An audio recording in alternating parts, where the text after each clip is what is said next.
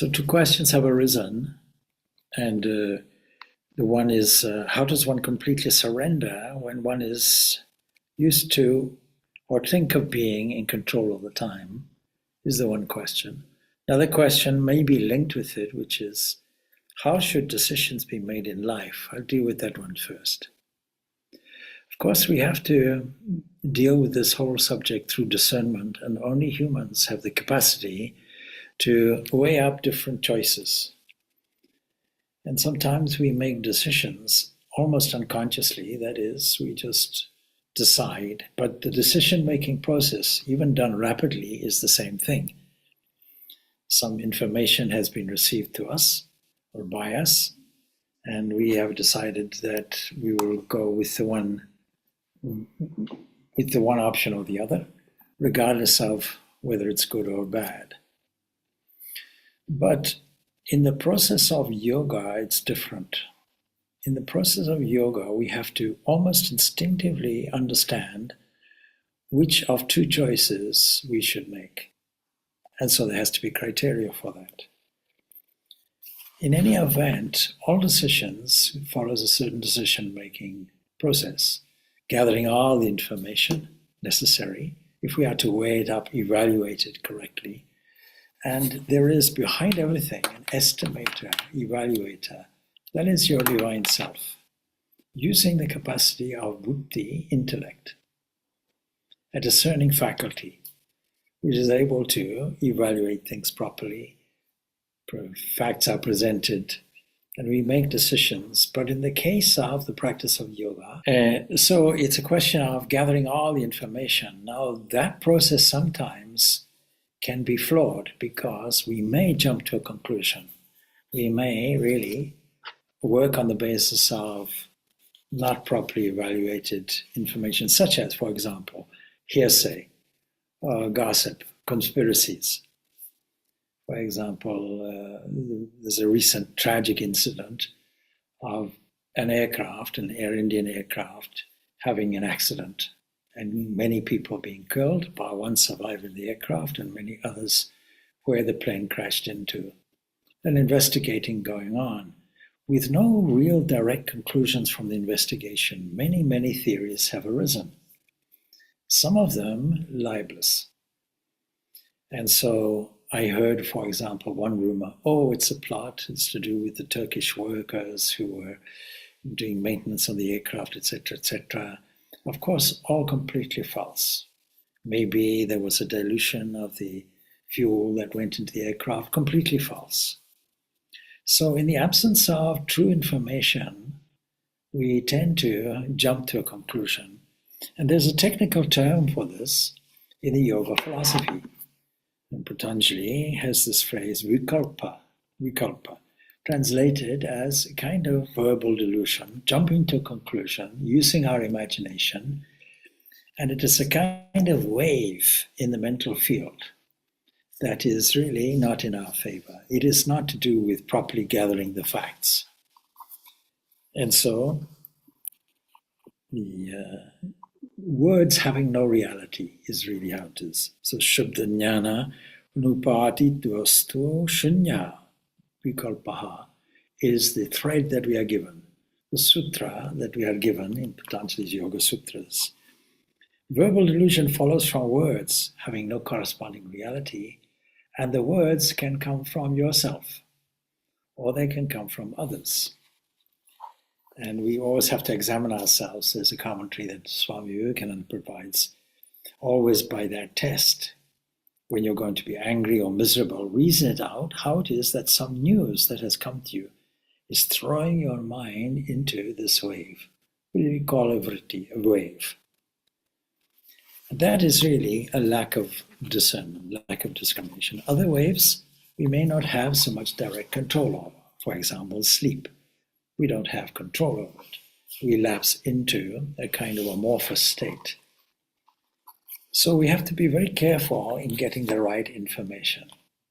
The worst thing that can happen is gossiping. And there's a story that I may have presented here previously. A story goes like this, that a man heard some kind of scandalous thing about a woman in a certain village, a village closed thing, closed circuit, And by just within a few hours, this scandalous rumor had been spread throughout the entire village, meaning that the woman felt she had to leave. She left. Then the person who overheard it and mentioned it realized it wasn't true. How to remedy the situation? Goes to a wise woman in the village and she says, "Go and take a chicken and pluck its feathers." What? Seems an unusual thing. Yes, yes. Go and find out where this person is likely to have gone to. And your path that you go on to, you please drop the feathers. And on your return, you please pick the feathers up and give them to me. Anyway, he goes on, but soon he realizes that if he was to return, he'll hardly find any of the feathers because they'll all have blown away.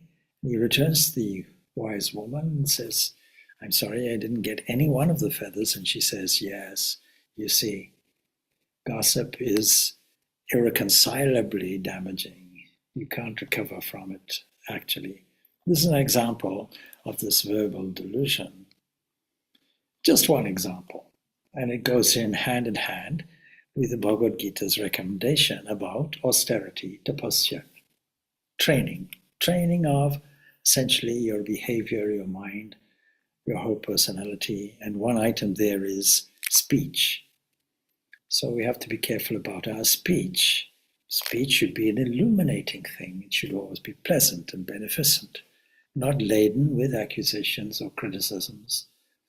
The Divine Mother, Sharada Devi, will tell us, you see, if you want peace of mind, don't find fault with others, rather find your own faults. There's a better formula. So we always have to deal with all of these various waves in the mind, and how from all of that will we get this level of discernment which provides a wise result. What do we mean by a wise result? It means something that is preferable. So the Katha Upanishad will give us this idea of two options in our decision making. One option will be decided as Shreyas, that is something which is preferable. So the whole thing goes Anyat Shreyo, Anyat Uteva, Prayaste Ube Nanarte Purusham Sinitaha. There is one path which is good. This is called Shreyas. And another which is pleasant. This is called Prayas. Both have different objectives. Both are blind to a person. Blessed is he who chooses the good path amongst the two, but he who chooses the pleasant one loses his way, is the meaning of this stanza. Now what's the difference basically? Shreyascha, Prayascha, Manusham. The good and the pleasant bind a person, both of them. But a wise person can discern which is which. The wise person chooses the good over the pleasant, while the foolish person chooses the pleasant for the sake of material welfare. So what do we mean by the preferable or the good and that which is pleasant? There is something within our psyche, chemically, that wants to respond to pleasant things. A chemical response would be a neurotransmitter called dopamine. And when we are attracted to something that is pleasurable, we are flooding the psyche, or we might say even the brain, which coordinates the thinking process. And we are flooding it with this chemical, and it makes us feel good.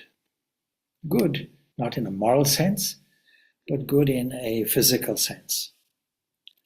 And so what is preferable on the other side? We have to go back to, why are we alive? What is our purpose in life? And everything has to be centered around that. We have forgotten that our purpose in life, in the face of enslavement, is freedom. And so we are, what do we mean freedom? Freedom from essentially psychological difficulties and pain, such as doubt and fear, stimulated by temptation. Buddha brings it very simply. He brings it down to basics. So gathering information, pardon for the intrusion, gathering information properly, making sure it's absolutely accurate, not full of any distortions, not part of this vritti, which is we can describe as a kind of verbal delusion. And then deciding which path we should take, which choice we should make, whether it's pleasurable, whether it's preferable, whether it's good, or whether it is a dopamine stimulant. Now, dopamine stimulant is not unnecessarily bad, because even following the preferable, we get a flood of that. The only difference really is the one is useful to us and is liberating. And when we weigh things up properly, that's the conclusion we come to. I give an example from the great songwriter Tyagaraja. He's given an invitation to a royal feast. And he decides, well, let me see what's the benefit of that. I can get a flood of pleasure from eating food, but it's temporary. Or I can immerse myself in the bliss of the divine. And that's what he chooses. He declines the invitation. Now, I'm not saying that we should decline all of these kinds of things, but I think we should evaluate them properly. And that is what we call viveka, or discernment. So, the fact that we have an intellect means we have the capacity to do this. The fact that the Kathopanishad brings up these two choices means we have the capacity to make the choice and give a direction. Then what's the criteria? What makes things good or preferable?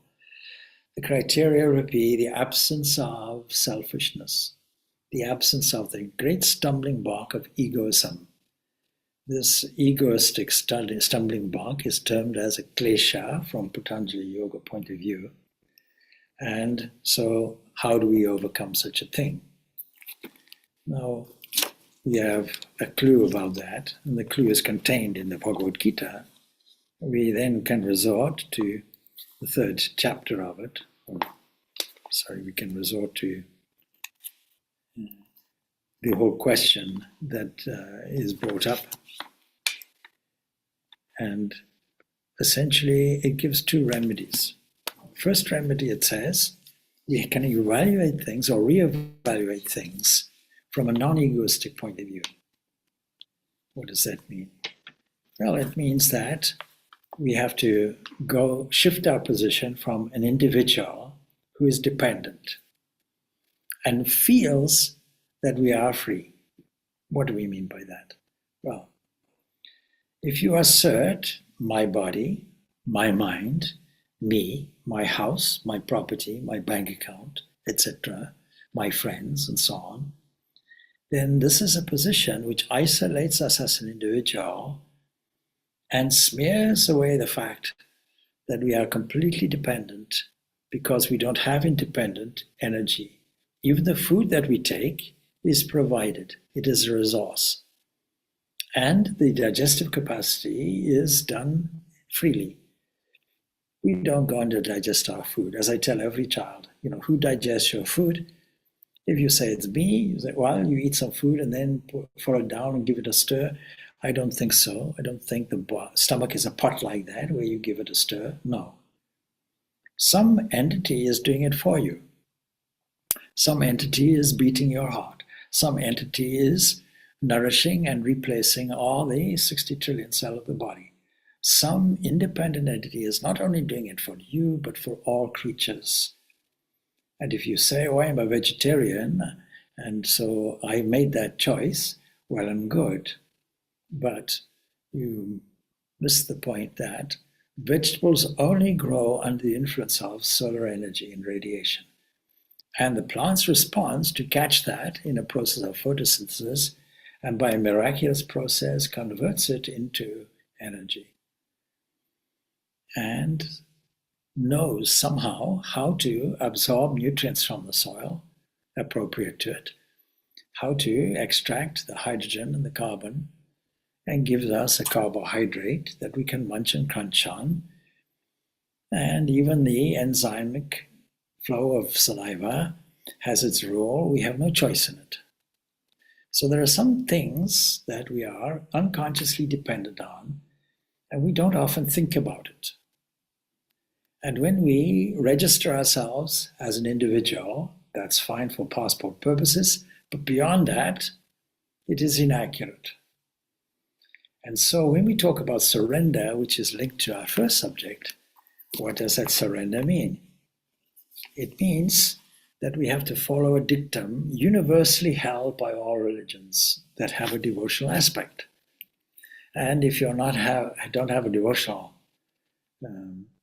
kind of propensity, if you say, well, I'm a purely jnana yogi, I'm a rationalist, and I use my discernment to find out what is permanent, what is impermanent, what is flowing, what is not, what is fixed, and what is not fixed, that kind of thing, what is part of what Buddhism calls a flux, and what is in contrast to that, you still have to be dedicated to truth.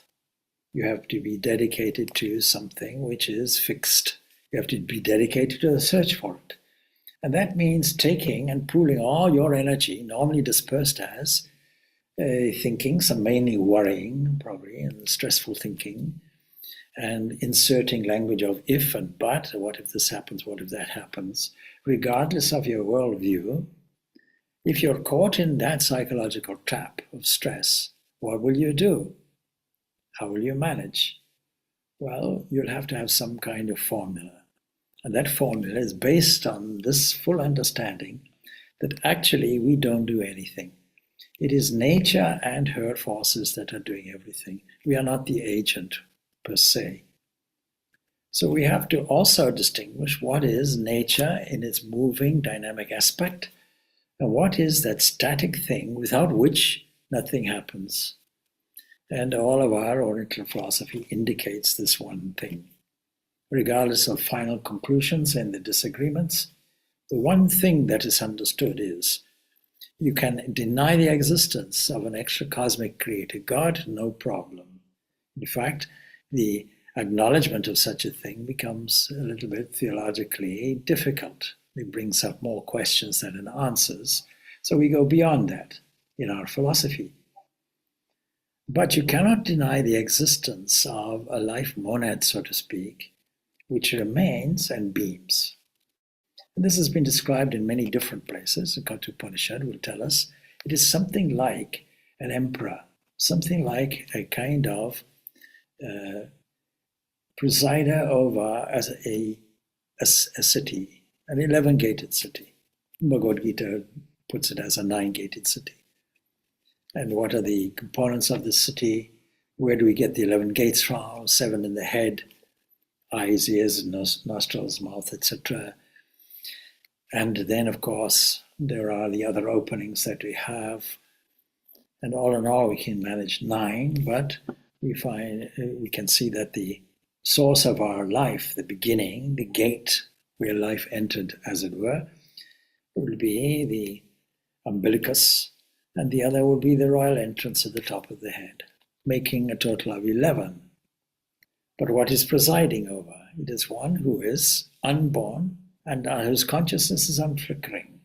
Without that datum, a final analysis of who are we can't arrive at a final conclusion unless we come to a datum beyond which we cannot go. That is called the Atman, the divine self.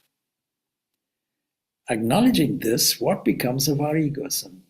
So 2 ways of handling this limiting thing that says that I should be in control, I should just make decisions, I am this, I am that. It all comes back to that. Will be firstly to acknowledge that I don't own anything. I'm not a profit actor entity. Actually, all the activity is done by what we call nature, and that comprises 3 forces. And what level of control should I have? Should I exert any control, or should I simply surrender to that whole thing? No.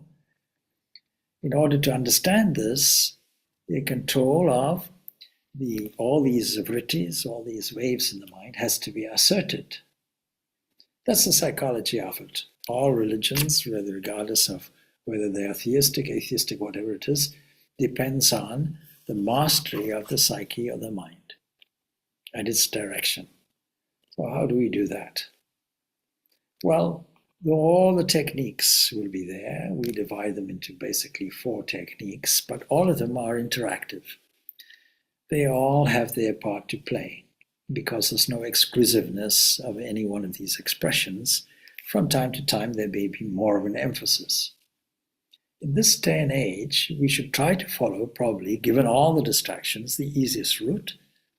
And since what we call the Kali Yuga began in 3100 BCE or something of that order, 3102 BCE, then for 5,000 years we should follow a method that the Bhagavad Gita then suggests. And that is to mobilize all our emotional forces. And in that, the word surrender comes. The lecture that Swami Vivekananda comes to or delivers, called the Bhaktas, that is the devotees' renunciation, all results from love. What is surrender? Is it not renunciation? Yes. Surrendering the profit-actor complex and replacing it with something else. In Jnana Yoga terms, the Atman or the Brahman, where that divine reality flows or seems to flow as a flux through every limb, a kind of flow of divine grace flowing through and as every head, every limb, every kind of thing that you can see, every so-called fragmented version of the life we perceive.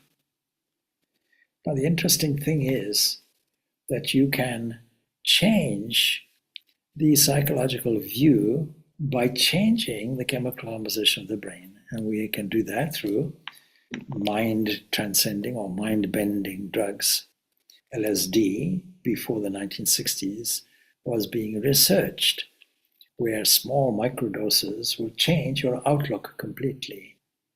It means that what we see, what we perceive, is coming through an instrument that has a certain regularity, a certain self-control, or a certain selective process of its own. Now, if you were to shake that up and direct it in a different way, you'll look at things in a different world. And so behind that will be a registering entity called consciousness itself. Not a self-awareness, an objective consciousness, but a subjective consciousness. But if we take an easy route, a sweet route, we can say we'll accept our sense of individuality as a temporary thing, and we'll try to see that divine flow of grace inside everybody and inside everything with a sense of adoration, sweetness, and love. That becomes then blissful and has heightened characteristics to the pleasurable path, because it becomes, we're taking the dopamine, as it were, of the pleasurable and diverting it actually to the blissful. And so love is sweet. And so Swami Vivekananda makes these beautiful comments. He says, we see love everywhere in nature. Whatever in society is good and great and sublime is the working out of that love. And whatever in society is very bad, very diabolical, again, 2 paths are there, is also actually the ill-directed working out of the same emotion of love. The difference is, in the one case, it is a generous love, a love for all. In the other case, of course, it is love of yourself. And most human love, actually, when you boil it down, is love of yourself. So anyway, he makes that point. Then he says this devotional path, Bhakti Yoga, is the science, he says, of higher love. Now, most times we think of faith-bound things, belief systems, etc., has nothing to do with science, but he's describing it as the science of higher love, because it is a psychological process, it is a technique, it is a proven technique which allows us an opening of the heart. It shows us how to direct it. It shows us how to control it, how to manage it, how to use it, how to give it a new aim, as it were, and from it obtain the highest and most glorious results. That is how to make it lead us to spiritual blessedness, he says. And these devotees who follow this path, they say, give up, it only says, it doesn't say give up. It says, love the highest. That kind of renunciation. That kind of renunciation, of course, is the highest kind of renunciation. Then he says something beautiful. He says, I cannot tell anything about thee except that thou art my love. Thou art beautiful. Oh, thou art beautiful. Thou art beauty itself. Now, I mentioned that there's a dictum that all religions adopt, and that is, when Jesus asked, what is the most liberating, what is the highest, what is the best thing that we should follow? And he doesn't give his own answer. He refers to the Hebraic texts. He refers to Deuteronomy. He refers to the Torah. And he says, you'll love the Lord the God with all your heart, soul, mind, strength. In other words, everything you possibly can. Then how do we do that practically in life? By loving your neighbor as yourself. Why? Because there's no distinction. Now, we often take these things and distort them. So when Jesus says, be perfect as the Father in heaven, he's meaning it. But we won't understand it if we take our individuality in a serious way. But time and time again, the message that Jesus is delivering is that the kingdom of heaven, and where is it? It is within you. It is immanent. It's part and parcel of everything. We can't separate life and it. Kingdom of heaven is here where you stand. But it's there in a subtle way. It's where the king is, or the monarch, or the queen, or the emperor, or the empress. And that is this entity, which is Ajna, unborn, unchanging, whose consciousness is unflickering.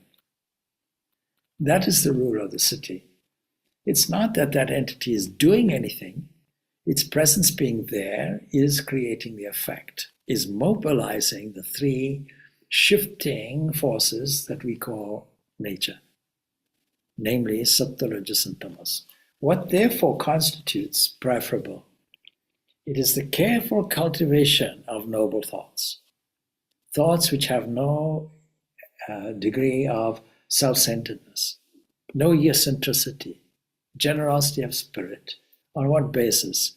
On the basis of a different kind of insight that sees this flowing grace everywhere, hears this flowing grace everywhere, and is in constant contact with it. And when the mind shifts away from it, learning the technique to notice it and bring it carefully and gently back, like controlling an animal, controlling a horse, until the horse learns a new way of behaving. There's a great story that the great Ramakrishna tells, and I wrote a poem about it maybe some days ago, where you see a dog unbehaved, starts jumping everywhere, and you must have come across dogs like this. They'll bounce on you on a limb or something, and scratch and so on, and look at you and whine and so on and so forth. And the owner is saying, no, down, because when you enter the house, not your dog, it's a stranger. But no amount of no and down works. It's completely ineffective. Why? Because the dog hasn't learned, mainly by reward and restriction. You get a reward if you do something good. And if you don't do something good, then a little tap on the nose or something like that, something of that order, or some other form. There's a whole profession called dog whisperers who are professional about doing all these things, and they can train your dog, based on the intrinsic behavioral characteristic of dogs that work in packs and require a leader. And not only a leader, but they require also some example. And so you get categories of dogs, leaders and followers and so on and so forth, and a competition to the top, who should be the alpha male, that kind of thing. So we have to train the mind in this way And we cannot be brutal with it. We have to be gentle with it. If you want to control an animal, don't look at it in the face or the eyes. Look in a different direction. Out of the corner of your eye, it'll see you. You will see it. And you put your hand out, it'll allow it to sniff the hand a little bit. And then you gently work behind the ear and stroke the animal. And in this way, you gain its confidence and you make friends with it. The last thing you should do with an animal is stare it right in the eye and be aggressive. The response will naturally be either the biological response of attack, if it's confident enough to do that, or the fear of running away, something like that. So coming back then to the original questions, how does one completely surrender when one is used to or think of being in control all the time? Never think that you're in control other than the selective process of elevating the mind in a noble way. That should be your primary selection. That is the whole of control. And the whole of discipline, regardless, will be self-control. Whether it is social self-control, whether it is a type of mental control, psychic control, all of the disciplines are to do with control. And that means that you have exercise over the determinative faculty that you now use. Apply it in a wise way, in a way that gives you stress rather than prayers. That would be the answer to your one question. And all the time is an interesting part of the question. We should always play this game. We should always evaluate in the psychic area what of these three forces is dominating. Does it come under the category of egocentric interest or generosity of spirit? And that evaluation should surely tell us, no, we should elevate the mind, like shifting a gear in a manual controlled car. Nowadays, many cars are automatic, but the manual control will have to select a gear from the bottom to the middle to the top, let's say, from tamas to rajas to sattva, an exercise like all the time, playing the game of life or the game of psychic control continuously, also called abhyasa yoga. That is continuously bringing the mind back, bringing the mind back, like training a wild animal. So in the example of a dog, you would say, all right, with the question of reward and punishment, that kind of thing, stick and carrot kind of techniques, issuing as a reward as an elaborate praise, verbal and also with a treat and things like that. Gradually the dog understands and listens. Oh, this is what expected of me. Because in the case of domestic dogs, they want to please you. And so you can take advantage of that characteristic. In the same way, the mind is not as stubborn as you think. You know the old example of the monkey mind, which has this, gets saturated with alcohol, but it's restless by its own nature, as all monkeys are. And now you have a monkey restless by its own nature and reeling, being out of control, and then gets stung by a scorpion of jealousy. And then ultimately he gets possessed by a ghost and so on. All of these elements possess us: pride, jealousy, retribution, anger. All of these things occupy the mind and destroy it if they're allowed to continue. So how do we control such a thing? We acknowledge, firstly, its restlessness. Arjuna tells Krishna, I see that the mind is as difficult, is a turbulent senses, like trying to control the ocean or something like that, all these waves. How can we do such a thing? Yes, we do it in the same way as we train anything, through patience, through perseverance, and in this case, through purity of mind. Purity of mind defined as any sentiment, any thought which has no association with the profit-actor complex, otherwise called I. That much you do. So that kind of discipline is an ongoing thing that requires steady training. You have a whole lifetime. And the generosity of nature is such that if you fail your exam this lifetime, you have many, many more. But don't be fatalistic about it. Much better to purchase a one-way ticket here, not a return one. We believe in reincarnation of what? Foolishness. So let us not do that. Yeah. So we have to completely surrender, and the whole of Bhakti Yoga is the sweet surrender. Lord, you are doing everything for me. A sense of adoration, wonder, and thankfulness generated as a result of it, but an understanding that without that we are nothing. That also creates a sense of humility. And we find many, many people talking lots of high spiritual things, but zero humility. In other words, big ego. A big ego means lack of acknowledgement, lack of apology, lack of humility, all of those kinds of characteristics. So what is the way to cultivate something that is opposite? To understand things like, in a devotional aspect, I'm a child. I always remember, and I have often told the story, the former General Secretary, she passed away, of the Sharada Mutt visiting, and I introduced her. This is the great General Secretary of the Sharada Mutt worldwide, and so on. And she says, looks at me in a motherly way, says, he may say all of that, but actually I'm a child of the divine, a child of the Divine Mother. That's it. So see, this honesty, this truthfulness, we push things in a perspective where we are. On the other side of it, subtly and deep within us, is the whole kingdom of the divine, in Jesus' language, kingdom of heaven, kingdom of God within, where the king resides. And be perfect as your Father in heaven, because that is your actual fundamental nature. There's nothing other than that. The whole of our philosophy is based on this divinity of the Atman. The whole of Jesus' teaching is based on this perfection within. The whole of Buddha's teaching is this unknown, unsaid, shunya, that is this indescribable entity. The whole of Judaism, as we might call it, Hebraism, as we probably better call it, will be to say, prior to creation, what was there? The indescribable. You can't even say the word Yahweh, because Yahweh means was, is, will be. That's the meaning of the term.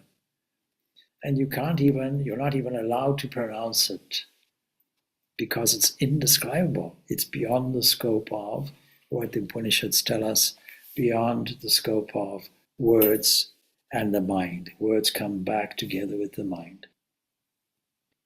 So how to get to grips with this? We have to continuously practice and remind ourselves of this, that it is by self-control that we are able to let go and completely surrender.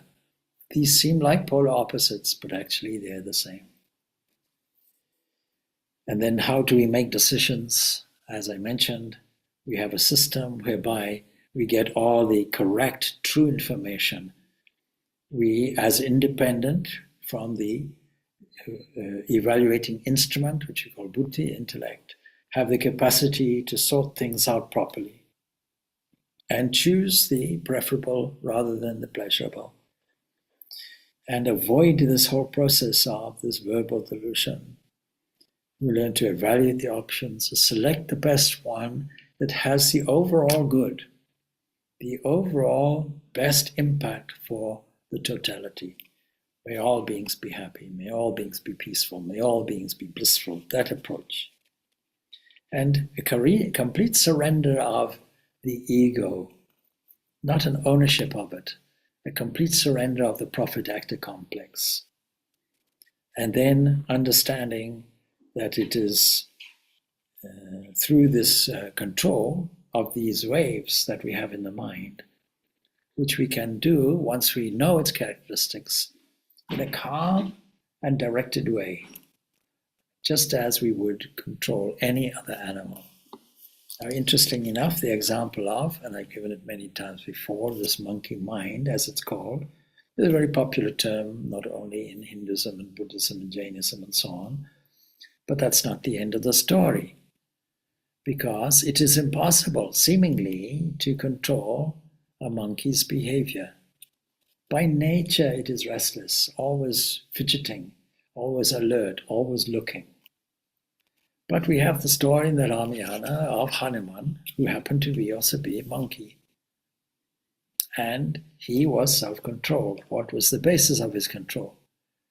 And what was the effect of his control? The effect of his control was he could jump over an ocean. He could expand enormously, infinitely, and he could go into the smallest subtlety. And the key, of course, was his open heart, where in a pictorial representation we see Sita and Ram sitting there. His dedication and love for both of these as two sides of the same coin was absolutely there, untarnished, so that he became the eternal servant of both of these. We have to put ourselves into that servant role.